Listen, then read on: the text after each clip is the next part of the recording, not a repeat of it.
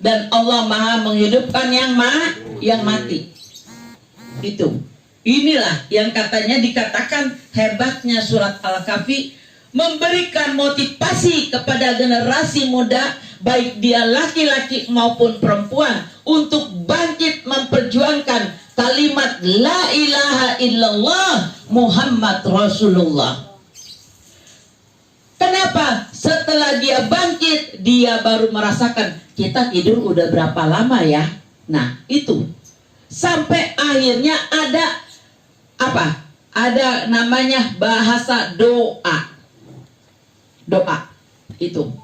Makanya doa itu senjatanya orang-orang muslim. Dia berdoa, ya Allah, sesungguhnya hamba meyakini Engkaulah adalah Tuhan hamba, ya Allah, dan hamba bersujud kepadamu, ya Allah. Dan dia merasa bahwa saya ingin tahu berapa lama saya tidur. Gitu. Maka doa itu adalah spiritnya ibadah. Kita ibadah ngaji, kita datang ditanya, Mat, mau kemana lo? Mau ke Permai, mau ngapain? Ngaji. Bawa lo bini semua, bawalah ngaji.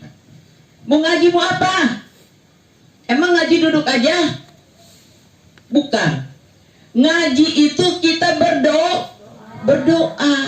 Ada doa di dalam ngaji. Makanya doa itu spiritnya ibadah. Doa itu sumsumnya ibadah. Makanya kita dituntut untuk banyak berdoa. Sekarang bayangkan, kita bisa jalan, kita bisa tegak lantaran tulang. Apakah tulang itu bisa tegak, bisa berdiri kalau tidak ada sumsum? Tidak. Begitulah hidup. Begitu. Di dalam akidah Islam, sesuatu yang patut kita tiru adalah ibadah. Ibadah, ya. Jadi jangan sekali-kali kita bertentangan, jangan sekali-kali kita berdebat dengan masalah yang gaib yang kita tidak paham. Contoh, umpamanya kayak tadi, cabut nyawanya husnul khatimah. Bapak ibu yang suka pegang handphone, pernah lihat ada nggak? Banyak, bahkan sudah banyak sekarang orang lagi sholat subuh pada meninggal. Nggak cemburu? Nggak bakal cemburu, orang pada takut mati. Betul? Takut mati. Tapi kalau matinya begitu mah nggak apa-apa. Mau kapan aja siap. Yang penting tadi matinya husnul khotimah. Jangan mati konyol ya di dalam hotel. Nauzubillah. Banyak yang mati di dalam hotel, banyak. Ya. Tadi kalau nggak punya ilmu tentang akhirat, maksudnya tentang yang gaib, tentang hukum-hukum agama yang nggak jelas, nggak usah deh banyak debat-debat begini, ya. Mendingan ahlinya aja yang kita seret ahlinya. Atau kita punya dalil, boleh punya dalil, kita mau berdebat. Kalau nggak ada dalilnya, jangan sekali-kali berdebat. Kenapa? Karena Islam itu bukan untuk diperdebatkan. Betul? Yakin? Ya, Islam bukan untuk diperdebatkan. Katakanlah insya Allah dalam suatu urusan yang kamu belum pernah tahu. Contoh, ini dalam surat Al-Kahfi ini pernah dilakukan oleh baginda Rasulullah. Makanya baginda Rasulullah Shallallahu Alaihi Wasallam itu bukan dia menentukan umatnya harus begini, tidak, tapi dia mengajarkan umatnya untuk melakukan suatu kebaikan. Pada saat itu Rasulullah Shallallahu Alaihi Wasallam besok saya akan, waktu itu ditanya sama orang-orang kafir, ya Rasulullah, kalau kamu memang katanya Nabi terakhir, bisakah kamu membuktikan berapa lama orang yang ada di dalam gua Kahfi itu tertidur, dan kamu bisa buktikan ada matahari. Nah, di situ. Tapi besok, nah Allah mengatakan sampai turun ayat ini, jangan pernah mengatakan besok kalau kamu belum tahu, tapi katakanlah insya Allah. Jadi jangan kata janji, kalau besok itu janji. Jadi biarkan Allah yang memutuskan. Ini Jadi kalimat insya Allah itu keluarnya kalimat insya Allah di dalam surat Al-Kahfi ya. Nah ini sejarah kita baru dapatkan, makanya kenapa sih surat Al-Kahfi itu begitu dahsyat. Nah ini di sini kalimat insya Allah adanya di surat Al-Kahfi. Kalau kita lupa baca apa?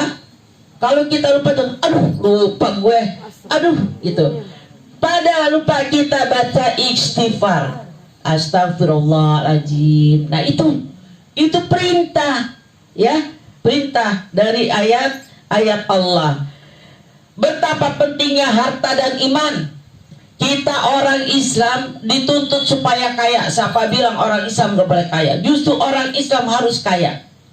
Kenapa? Karena kita dituntut harus bayar infak, harus sodako, harus zakat, harus berangkat ke tanah suci ya. Makanya harus orang Islam itu nggak miskin. Insya Allah amin yang ngaji di sini ya Allah, jadikanlah hamba-Mu ini orang yang berkecukupan, baik lahir maupun batin. Sesulit apapun permasalahan ini ya Allah, di tangan hamba-hamba-Mu ini menjadi mudah ya Allah. Kabulkanlah dari doa-doa kami ya Allah. Kabulkanlah dari harapan-harapan kami yang duduk bersimpuh di majlis ini. Amin. Ada dalilnya. Jadi harta itu orang Islam wajib kaya karena memang tuntutan kita banyak. Harta kita banyak, kita tidak beriman percuma karena kita nggak tahu kalau uangnya banyak mau disalurkan kemana. Karena kita punya iman, apa kita dituntut? Sedekah, jariyah, infak, nanti kurban, itu sudah dituntut. Makanya kita harus cari untuk bisa menutupi semua itu karena Allah. Amin. Nah begitu juga harta tanpa iman gak bisa.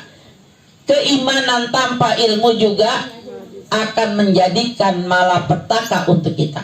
Harta, dia kaya tapi tidak beriman, dia tidak punya ilmu, itu akan menjadikan malapetaka untuk kita. Bu, kita kasih golok, kita punya golok tajam, kita kasih sama orang gila, apa yang terjadi? Bacok orang, siapa aja kan ya, lewat bacok-bacok. Begitu. Kalau kita punya harta, kita tidak beriman. Kalau kita punya harta, kita tidak berilmu. Sama seperti orang yang tidak punya otak, orang gila dikasih senjata tajam. Nah, dari situ ada kesimpulan lagi di dalam surat Al-Kahfi, supaya yakin nanti kita baca lagi di situ ya. Kisah Nabi Musa yang sedang menuntut ilmu kepada Nabi Khidir. Siapa yang tidak sabar di sini?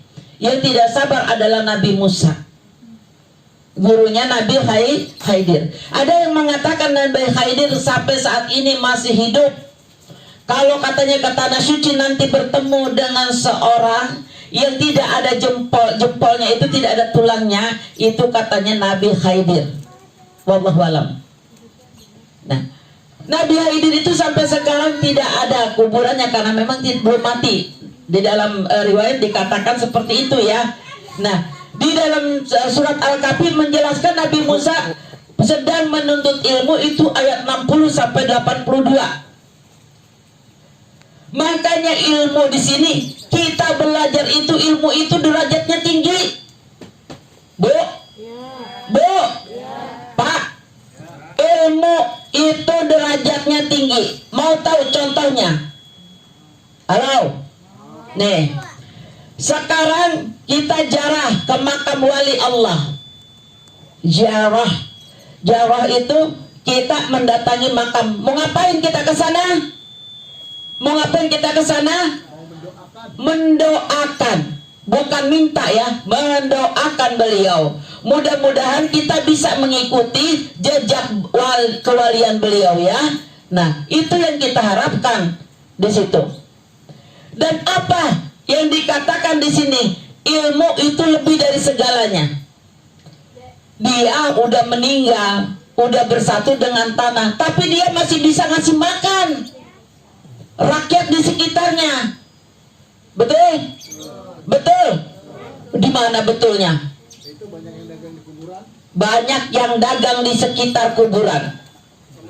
Waalaikumsalam warahmatullahi wabarakatuh. Banyak yang dagang di sekitar kuburan. Itu namanya orang yang meninggal itu cahaya karomanya nggak putus-putus. Dia panjang umur terus. Karena apa? Yang memberikan cahaya itu adalah ilmunya. Ya, ilmu yang bikin dia panjang umur. Dari mana orang datang pakai bus, ada yang pakai pesawat. Cuma untuk apa? Berdoa di tempat situ. Manusia yang berilmu itu cirinya nggak sombong. Halo? Halo? Yang sombong, gua mau begini, wah gua begini. Itu berarti cetek ilmunya. Kata siapa? Kata bunda. Bunda siapa? Bu Haji Wawan. So tahu Bu Haji Wawan tahu, orang saya belajar terus jadi saya tahu. Dari guru saya dapat, dari buku saya dapat, dari teman yang lebih di atas saya dapat. Coba deh lihat, orang yang arif, orang yang banyak ilmunya nggak sombong. Dibilang, wah ini enggak, saya biasa-biasa aja. Wah begini deh, enggak. Karena apa? Yang dia takutin bukan lawan bicaranya, yang dia takuti adalah Allah. Dia takut keistimewaan yang Allah berikan pada saat itu dicabut lagi karena sombongnya. Begitu Bapak Ibu. Jadi jangan bau sombong. Sombong itu cuma selendangnya Allah, selendang doang. Belum ada yang di badannya Allah. Surat Al-Kahfi. Jadi jangan sombong. Kalau katanya sombong, ilmu lo masih cetek. Kagak ada sekuku-kuku acan. Kalau orang yang katanya para wali, para habib, coba deh dicium tangannya jadi ketakutan. Kalau ada ketemu ustadz atau ustazah yang dicium tangannya nggak mau, itu boleh jempolin. Tapi ada juga ustadz tuh dia betul? Ada nggak? Ada. Nah itu jadi harus tahu, jamaah KBUI harus paham kriterianya ya. Di situ sombong, kita harus tawadu, harus tawakal yang akan menjadikan ketentuan kita kepada Allah. Nah itulah, jadi ilmu juga harus ada keimanan kita kepada Allah. Kita punya ilmu, satu contoh, ada dokter, profesor, tapi dia nggak punya agama. Nggak punya agama. Maksudnya iman itu kan kepercayaan, yakin. Ada orang pinter, dia bisa menciptakan sesuatu, tapi dia tidak punya agama. Apa yang terjadi? Corona. Ada yang mengatakan corona ciptaan manusia atas izin Allah. Kalau orang muslim percaya corona memang buatan manusia, tapi tanpa seizin Allah tidak akan menjadi virus. Kalau Allah tidak izin, kenapa Allah mengizinkan? Karena Allah masih sayang kepada hamba-hambanya. Jadi Allah lagi-lagi milih mana hamba-hambaku yang taat kepadaku, mana yang enggak. Yang enggak ya kena corona, yang masih taat insya Allah akan selamat. Itu di situ. Nah, inilah yang harus kita pahami di sini. Jadi tidak pantas manusia itu untuk sombong, nggak pantas di situ. Nah, ilmu tanpa iman tadi. Ilmu tanpa iman itu ibaratnya kita masuk ke ruangan yang gelap, tidak ada cahaya sedikit pun.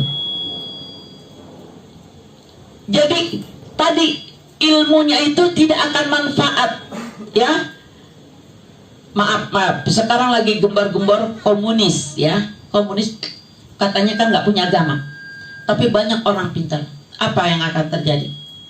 Kehancuran. Makanya kita bersyukur yang punya agama, apalagi agama yang kita yakini agama Islam. Oh, di agamanya Nasrani, alhamdulillah. Kalau kita mengatakan dia alhamdulillah punya agama, yang kita khawatirkan dia tidak punya agama. Setidaknya kalau orang punya agama, dia akan takut kepada siapa? Kepada hukum-hukum dari Tuhannya. Nah, itu Apalagi yang ada di dalam surat Al-Kahfi, kisah Nabi Zulkarnain, pemilik dua tanduk ya. Dikatakan pemilik dua tanduk, ini ayat 83 sama 98 ya. Dikatakan milik dua tanduk, dia gampang. Mau jadiin hancur ini kerajaan atau pemerintahan dia bisa. Tapi karena dia pemimpin yang taat kepada Allah dengan kesadaran penuh bahwa semua milik Allah, dia amanah, maka dia bertanggung jawab menghadapi pemerintahannya itu. Ibu-ibu dan bapak yang insya Allah dirahmati oleh Allah Subhanahu wa Ta'ala, di dalam surat Al-Kahfi ada kekuatan yang mutlak yang harus dimiliki oleh Islam agama kita dan kaum muslimin dalam upaya merealisasikan kebenaran. Pertama, di dalam surat Al-Kahfi dengan kekuatannya dan keberaniannya anak-anak muda tadi ya, anak-anak muda adalah pejuang-pejuang agama yang terus ada di depan, garda depan untuk kekuatan agama, karena dia masih memiliki kekuatan ruhani, akal dan jasmaninya. Kedua, perekonomian, harta modal. Nah, terlaksananya aktivitas dakwah. Ini kalau katanya kita berdakwah, kalau kita nggak ada dana nggak mungkin bisa sampai dakwah, ya. Salah satunya dengan pengeras suara ini. Kalau tentunya kita tidak bisa bayar listrik, ya nggak akan nyala. Suara nenek-nenek pas-pasan, nggak akan kedengeran, betul? Nah, yang ketiga, kekuatan ilmu. Mengenal, meluaskan, menerapkan kebenaran di setiap kehidupan masyarakat itu adanya di jiwa-jiwa anak-anakmu muda. Kekuatan kekuasaan menerapkan hukum-hukum yang berjalan dengan prinsip Islam yang tegas dalam memutuskan kesejahteraan adanya di jiwa anakmu muda. Kekuatan iman berupa fitrah Islam, akidah, tauhid menjadi kekuatan dari ketuhanan yang maha. Adanya di mana? Di Pancasila. Jadi ternyata Pancasila itu juga ada di dalam Al-Quran, ya. Nah, itulah ibu-ibu, bapak-bapak yang insya Allah dirahmati oleh Allah Subhanahu wa Ta'ala, untuk lebih meyakinkan bahwa kok surat Al-Kahfi itu selalu dibaca dari setiap tawasul, ya tadi karena Allah yang mematikan yang hidup dan Allah menghidupkan yang mati. Allah yang bisa menjadikan generasi-generasi untuk mengibarkan kalimat tauhid apa? La ilaha illallah Muhammadur Rasulullah. Alhamdulillah, alhamdulillahirabbil alamin. Mudah-mudahan apa yang saya paparkan lebih menyemangati kita semua dan kita lebih meyakinkan dari apa yang menjadikan tawasul. Kali ini kita bertawasul, kita minta kepada Allah dari kekuatan surat Al-Kahfi. Semoga apa yang kita harapkan, yang kita doakan dikabul oleh Allah Subhanahu wa Ta'ala. Dari cita-cita kita, dari sodako-sodako kita, dari amalan kita, tentunya mendapatkan balasan dari Allah Subhanahu wa Ta'ala. Semoga Allah memberikan kita panjang umur, memberikan sehat badan, memberikan rezeki yang berlimpah, menjadikan rumah tangga kita yang sakinah mawaddah warahmah, dan kita dijadikan orang-orang yang soleh dan soleha, orang yang taat kepada ajaran-ajaran agama Islam, dan kita dijadikan orang yang senang mengerjakan sholat 5 waktu, kita dijadikan orang-orang yang senang mempelajari, memahami Al-Quran dan sunnah-sunnah baginda Rasulullah Sallallahu Alaihi Wasallam. Nanti saya minta tolong kepada Bu Sari untuk membacakan surat Al-Kahfi ya. Di ini nanti ila hadratin Nabi Mustafa sallallahu alaihi wasallam kiramil Fatihah. A'udzu billahi